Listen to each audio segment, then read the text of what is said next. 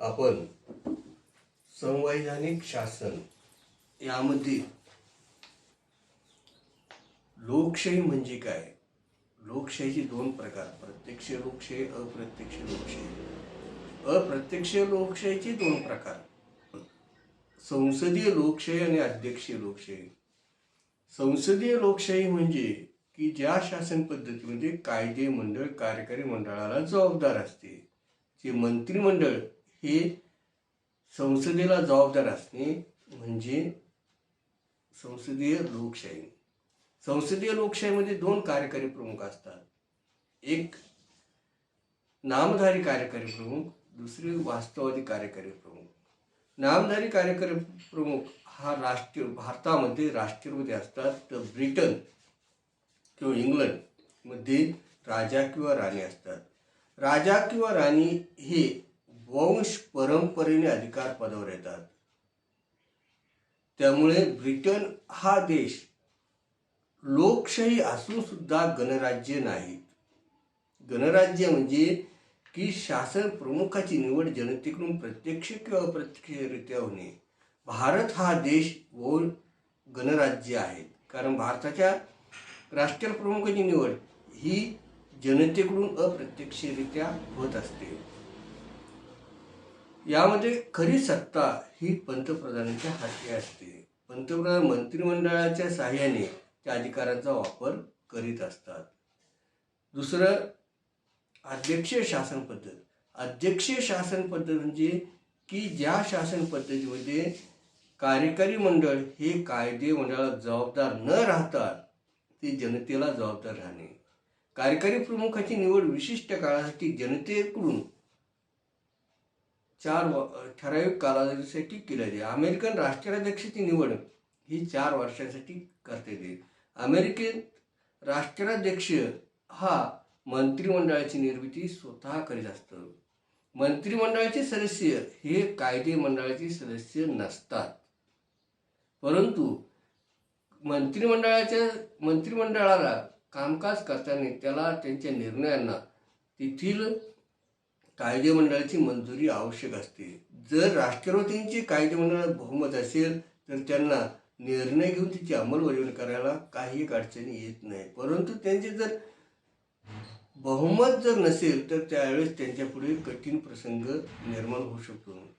राष्ट्राध्यक्ष यांनी जर घटनाबाह्य वर्तन केले तर तेथील कायदे मंडळ त्यांना महाभियोग ठरावाच्या आधारे पदावरून दूर करू शकते. अशा प्रकारे आपण संसदीय लोकशाही आणि अध्यक्षीय लोकशाही पाहिलेली आहे. आता यामध्ये तिसरी पद्धत म्हणजे संघराज्य पद्धत. संघराज्य पद्धत, काही देश आकाराने मोठे असतात.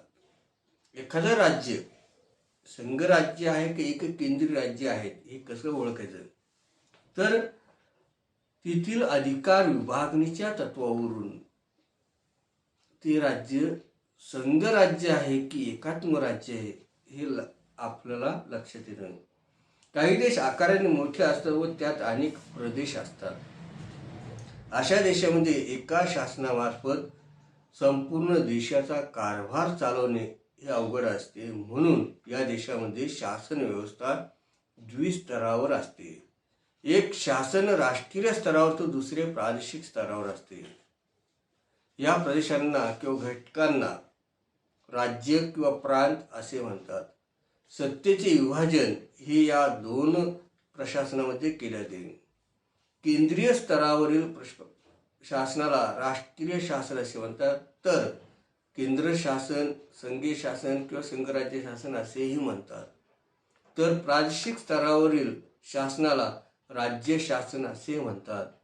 ज्या देशात अशा द्विस्तरीय यंत्रणा असते त्यांना संघराज्य किंवा संघराज्य व्यवस्था असे म्हणतात. म्हणजे भौगोलिकदृष्ट्या खूप मोठ्या आकारावर एकात्म पद्धतीने राज्य करणे अशक्यप्राय असते. त्यासाठी प्रशासकीय दृष्ट्या त्या भूभागामध्ये काही भाग पाडले जातात. भाग पाडून राज्यकारभार केला जातो, त्याला संघराज्य व्यवस्था असे म्हणतात. या संघराज्यामध्ये निर्माण होण्याच्या दोन प्रवृत्ती आहेत. एक केंद्रोत्सारी प्रवृत्ती, दुसरी केंद्राकर्षी प्रवृत्ती. केंद्रोत्सारी प्रवृत्ती म्हणजे मूळतः मोठ्या भूभाग असलेल्या देशामध्ये प्रशासकीय सोयीसाठी काही भाग पाडले जातात आणि त्या आधारे संघ राज्याची निर्मिती केली जाते. यामध्ये सत्तेचे विभाजन केंद्र सरकार आणि घटक राज्य सरकार यामध्ये केले जाते. जास्तीत जास्त अधिकार केंद्र सरकारला असतात, म्हणून त्याला केंद्रोत्सारी प्रवृत्तीचे संघराज्य असे म्हणतात. उदाहरणार्थ भारतीय संघराज्य हे केंद्रोत्सारी प्रवृत्तीतून निर्माण झालेले संघराज्य आहेत.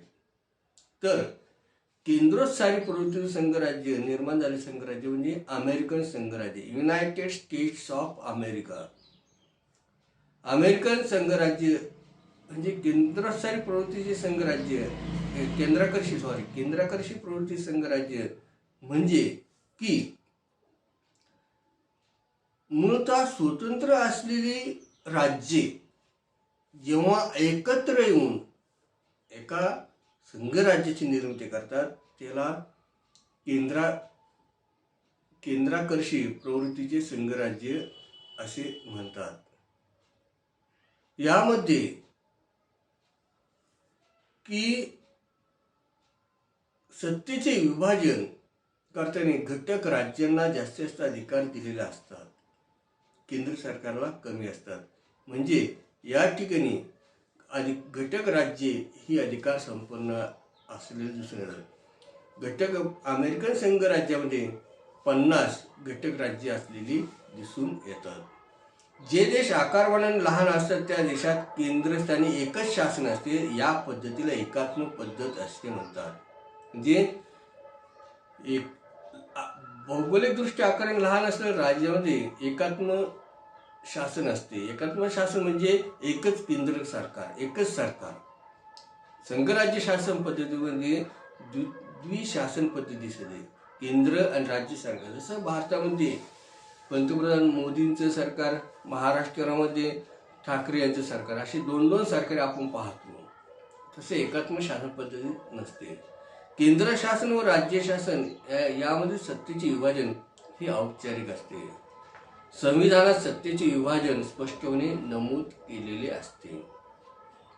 अमेरिकन संविधानात केंद्र शासनाचे अधिकार स्पष्टपणे नमूद केलेले आहेत. भारतात सुद्धा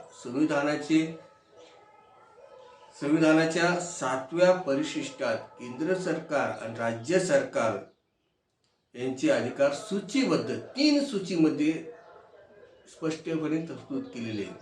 केंद्र सूची, राज्य सूची आणि समवर्ती सूची या 3 सूचीमध्ये त्यांचे अधिकार स्पष्टपणे उल्लेख केलेले आहे. यामध्ये केंद्र सूचीतील विषयावर कायदे करण्याचा अधिकार केंद्र सरकारला असतो. राज्य सूचीतील विषयावर कायदे करण्याचा अधिकार राज्य सरकारला असतो. आणि समवर्ती सूचीतील विषयावर कायदे करण्याचा अधिकार दोन्ही सरकारला असतो. यामध्ये जर एकाच विषयावर दोन्ही सरकारने कायदे केले आणि जर ते परस्पर विरोधी असेल तर अशा वेळेस केंद्र सरकारचाच कायदा श्रेष्ठ ठरवला जातो. मध्ययुगातील युरोपात संघराज्याचे ऐतिहासिक संदर्भ सापडतात. तिथे प्रबळ शत्रूचा सामना करण्यासाठी किंवा सामायिक समस्या सोडवण्यासाठी काही घटक एकत्र आले. या व्यवस्थेत अनेक शतके बदल होत गेले व अंतिमतः एक संघ राजकीय व्यवस्था तयार झाली. म्हणजे युरोप खंडामध्ये मध्ययुगाच्या काळामध्ये याची काही एक उदाहरणे सापडतात की जेव्हा जेव्हा शत्रू राष्ट्रीय आक्रमण करतात त्यावेळेस काही राज्ये एकत्र येतात. एकत्र येऊन एक संघ होतात. एक संघ होऊन ते शत्रूला तोंड देतात आणि ते त्यांना यश मिळाले. मग कालांतराने त्या ठिकाणी एक संघ राजकीय व्यवस्थेचे जे फायदे आहेत, एकजूट आपण पाहतो. आपण टेलिव्हिजनवर एक उदाहरण पाहतो की लाकडं असतात, 4-5 काठ्या असतात. एक काठी घेतली ती तुटली जाते, दुसरी घेतली ती तुटली जाते. जेव्हा 5-5, 6-6 काठ्या एकत्र येतात ती तुटत नाही. म्हणजे एक संघ एकजूटपणाचे जे फायदे आहेत ते फायदे त्यांना त्या काळात समजले. तिने एक संघ राजकीय व्यवस्था तयार केलेली आहे. याचं उदाहरण म्हणजे स्वित्झर्लंड. काही ठिकाणी परिपूर्ण संघ राज्य व्यवस्था अल्पावधीतच तयार झाली. उदाहरणार्थ अमेरिका. या ठिकाणी 13 स्वतंत्र ब्रिटिश वसाहतींनी 18व्या शतकात स्वातंत्र्यासाठी युनायटेड किंगडम विरुद्ध लढा दिला आणि स्वातंत्र्य मिळवले. ते स्वातंत्र्य टिकवण्यासाठी सर्वांनी एकत्र येणे गरजेचे होते. म्हणजे एक संघ राहिलं तर कुणीही शत्रू राष्ट्र तुमच्यावर आक्रमण करू शकत नाही याची जाणीव त्यांना झाली. म्हणून ते एकत्र आले आणि एक नवीन देश तयार झाला. तो देश म्हणजे अमेरिका. अशा प्रकारे अस्तित्वात आलेल्या संघराज्यांना एकत्रीकरणातून आलेले कमिंग टुगेदर संघराज्य असे म्हणतात. कॅनडा, ऑस्ट्रेलिया या देशात संघराज्य व्यवस्था अशाच प्रवृत्तीतून निर्माण झालेल्या आहेत. जे अमेरिका, कॅनडा आणि ऑस्ट्रेलिया यांची जी निर्मिती, संघराज्य निर्मिती ही एकसारखी आहे. भारताला स्वातंत्र्य मिळाले त्यावेळेस अनेक संस्थाने व ब्रिटिश अंमलाखाली अनेक प्रदेश अस्तित्वात होते. आज ती राज्ये आपण पाहतो ती स्वातंत्र्यानंतर भाषेच्या आधारावर तयार केली गेली. जेव्हा ब्रिटिश भारतात आले तेव्हा भारतामध्ये एकूण 565 संस्थानं होती. ही सगळी स्वतंत्र होती. ब्रिटिशांनी एक एक संस्थान काबीज करीत करीत संपूर्ण हिंदुस्थान हे एकजूट केला. जेव्हा ब्रिटिशांनी भारतीयांना स्वातंत्र्य दिले त्यानंतर धर्माच्या आधारावर भारताची फाळणी झालेली आहे. परंतु जो भारत देश तयार झाला तो भारत देशामध्ये जी संस्थानं होती म्हणजे ब्रिटिशांचे प्रांत तयार केले होते तीच प्रांत रचना ठेवण्यात आलेली होती.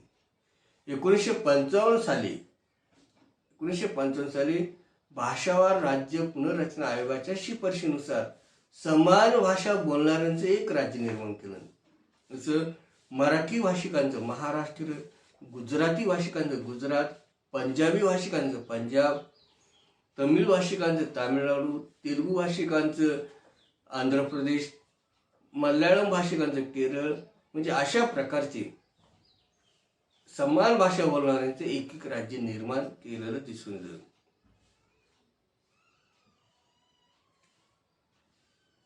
म्हणजे वसाहतींच्या एकत्रीकरणातून अमेरिकन संघराज्य तयार झाले.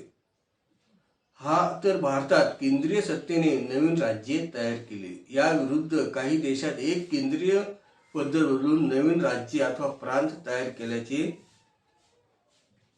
केल्याने संघराज्य अस्तित्वात आले. त्यांना एकत्र धरून ठेवणारी संघराज्य व्यवस्था तयार केल्याने त्यांना संघराज्य पद्धती असे म्हणतात. म्हणजे अनेक राज्ये एकत्र येऊन त्यांनी राजकीय व्यवस्था निर्माण केली त्याला संघराज्य व्यवस्था असे म्हणतात.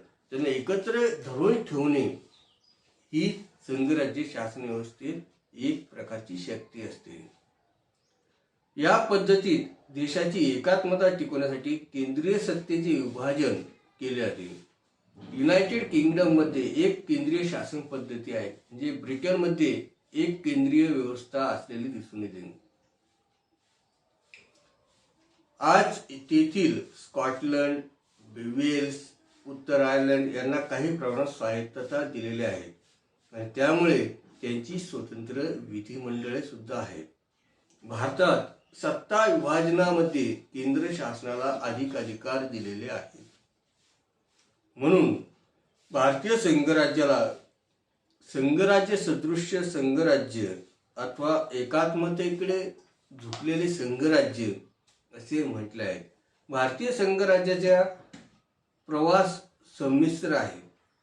स्वातंत्र्यानंतर राज्यांना तेवढेच अधिकार देण्यात आलेले आहेत, परंतु त्यानंतरच्या काळात अधिक आर्थिक व तंत्रज्ञानाच्या बदलामुळे केंद्र शासनाच्या अधिकारात वाढ झालेली आहे.